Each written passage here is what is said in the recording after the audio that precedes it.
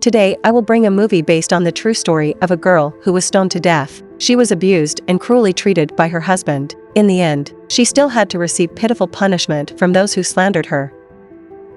French-Iranian journalist Freidoune Sahebjam is traveling through Iran when his car breaks down. He waits by the road for a couple of hours until a small bus comes by that accepts to pull his car to the nearest village Kupaya. All this is seen by Zahra, who has visited the river to bury some bones and clothing shreds that almost got eaten by the wolves. She rushes back to town to see Freidoune leave his car with the local mechanic Hashim, who at first does not want to take the job, but changes his mind when Freidoune gives him some extra dollars. Zahra notices he keeps a tape recorder in his bag and tries to approach him to tell him the village hides very dark secrets, but she is interrupted by the town's Mullah Sheikh Hassan and the mayor Ibrahim, who call her crazy and send her away. The two men are noticeably uncomfortable with Freidoune's presence in their village, and after asking him some personal questions, they try to get him to have lunch with them, but Freidoune turns them down and goes to a cafe alone. There he is approached by Zahra again, who throws at him a little paper ball containing a bone and a map to her house. Freidoune decides to play along and visit her while making sure nobody has followed him.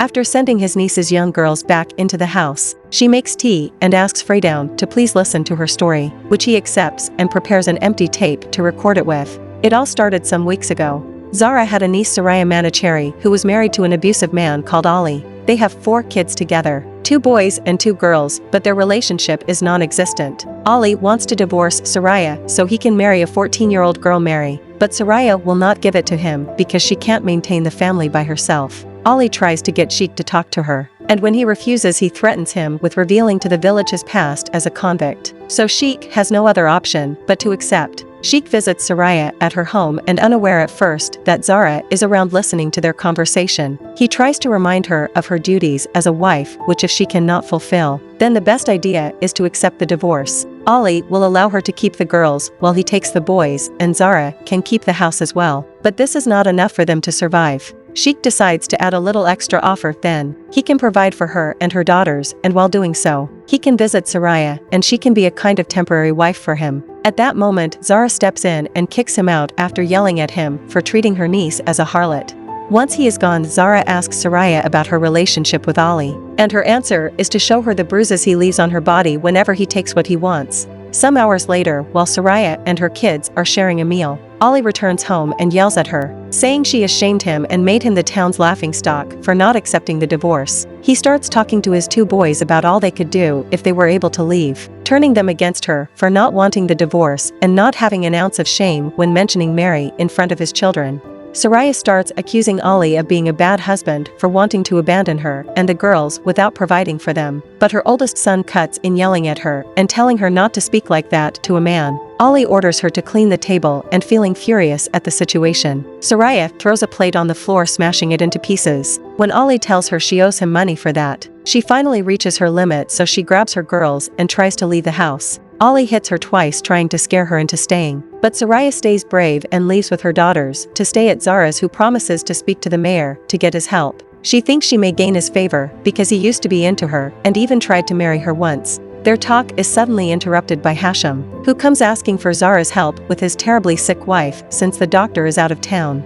On the way to his house, Zahra sees Ali in his car with another woman, but for now, she must concentrate on Hashim's wife. Sadly, however, there is nothing Zahra can do. She is already dead by the time they get there. She spends the night getting her ready for burial as tradition demands, and in the morning, Soraya comes to help, kicking out all the women that already trying to take the wife's belongings without respecting her death, claiming Hashim won't need them. Once she's done with the body, Zahra is called over by Sheikh, who tells her Hashim can't take care of his house and his son alone, so it would be a good idea for Soraya to help him. Zahra accepts to talk to her only if her niece will get a wage for this work, money that will only be hers and Ali can't touch. Sheikh accepts the deal. As Zahra leaves the building, she's stopped by Ibrahim, who warns her to watch her mouth or she will get in trouble. Soraya begins to work with Hashim, quickly gaining both his and his son's appreciation. Unaware that Ali is always watching them interact from afar, Hashim treats Soraya well, and this puts her in a better mood. She starts making her own clothes and gives some of her money to Zahra. who hides it and saves it so in the future she can finally have enough to divorce Ali and still support her daughters. One night Ali talks to Sheikh and tells him he thinks Soraya is cheating on him with Hashim. The punishment for infidelity is stoning, so Sheikh thinks Ali is going too far with these accusations, knowing Soraya isn't the type to do this kind of thing. Ali just says he doesn't want to pay for her support and promises he'll find a witness so they can take this to trial. But first, he is going to start a rumor about Soraya's night visits in their little town. The following day, while helping at the bakery, Zahra already hears those rumors coming from the other women's mouths.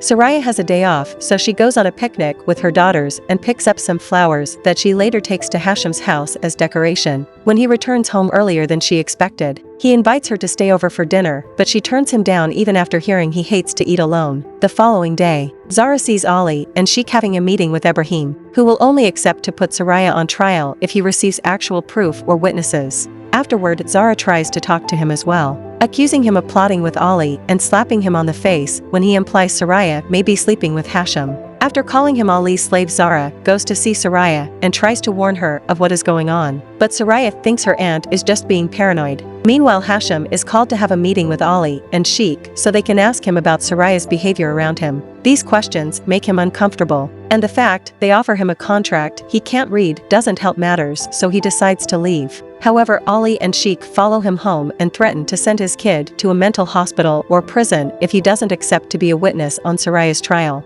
Not wanting his son to suffer, Hashim gives up and accepts to lie for them, saying Soraya sleeps in his bed and talks to him as if he was her husband. Moments later, Ali shows up at Soraya's house and drags her out to the streets, hitting her in front of a crowd while accusing her of cheating on him. Zahra jumps in and gets between her and Ali, calling him out for making such a public show out of a private matter. After asking one of her neighbors to get the mayor, Zahra takes Soraya to hide her in her house and Ali follows them there. Ibrahim arrives soon afterward and hears Ali present the proof of Soraya's infidelity. He saw them touching hands and whispering to each other like a couple while smiling. Soraya swears she never cheated and Zahra points out it isn't a crime to be nice to people. But at that moment Hashim arrives and tells the lies Ali had manipulated him into saying. This is enough for Ibrahim to pursue a trial. He, Ali, his friends and sons, Sheikh, and even Soraya's father Morteza Ramazani are allowed to assist. But Soraya herself must wait at home. A couple of hours later, the verdict is announced by her own father. Soraya has been found guilty and she'll be stoned in an hour. When the news reaches Zahra's home, she tries to help Soraya escape, but there are men outside that push them back into the house. Accepting her fate, Soraya says goodbye to her daughters by giving them her old family jewelry, and Zahra accepts taking care of them when she's gone and one day, telling them the truth of what happened to their mother. In the meantime, the village men get ready for the stoning by picking up rocks and digging a hole. Even the kids are helping while Sheikh gets his beard trimmed and Ibrahim prays to his God, asking for a sign that he's doing the right thing. Soraya's youngest son comes to say goodbye as well, but the oldest still hates her and takes his brother away. As Soraya finally breaks down and starts crying, Zahra tries to offer one last moment of comfort by brushing her hair and singing a song for her. When the time comes, the two of them walk through the streets together while doing their best to dodge the angry mob of men that want to insult and hit Soraya. Once they reach the place where the event will happen, Sheikh and Ibrahim once again announce the verdict and method of punishment, causing the crowd to cheer. They're suddenly interrupted though by a group of traveling artists that want to perform in the market, but they're kicked out before they can do anything. After removing her chatter and revealing a white dress, Soraya is tied up and lowered into a hole on the ground, which is then filled up again until only the upper half of her body is sticking out and she has no chance to escape. Zahra tries to get between her and the mob, asking them to let her take Soraya's place, but she's dragged away so the stoning can begin. The first 2 stones are thrown by Morteza, who doesn't consider her his daughter anymore, but he fails both times. One of the women in the crowd considers this may be a sign that she's innocent, but she is ignored. Ali goes next and his stones do hit, making Soraya cry and bleed. Sheikh goes next, and after him both of Soraya's sons throw stones at her too. Hashim is also given a turn, but he can't bring himself to do it, so he leaves the area with his son before the whole crowd joins in and throws stones at her until she dies. After everyone leaves, the traveling performers cover her with a blanket. Later in the evening, Zahra and her friends take the body to leave it near the river while the town celebrates. Back in the present, Freidoune finishes recording Zahra's story and takes the tape out of the recorder, leaving it on the table right before Hashim comes to tell him his car is ready. As they return to the repair shop, They see Ali driving by and hear him say to Sheikh that his wedding to Mary has been cancelled because he couldn't help her father, which was part of the deal for him to get her hand. This upsets Hashim, who comments he's lied for nothing, gaining Ibrahim's attention. Hashim admits having lied and being threatened by Ali and Sheikh, and this enrages Ibrahim, who wants to call out Sheikh for it. However, this will have to be discussed later. Right now, they must stop Freidoune from leaving. The journalist ignores them and gets in his car, but Sheikh has some revolutionary guards under his command, and they threatened Freidoune with their weapons to make him hand them his bag.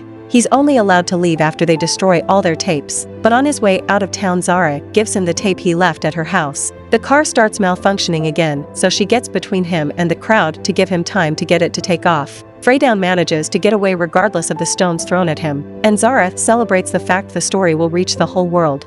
Freidoune would later publish the story as a book, which has become an international bestseller. The movie ends here. Goodbye, and see you again.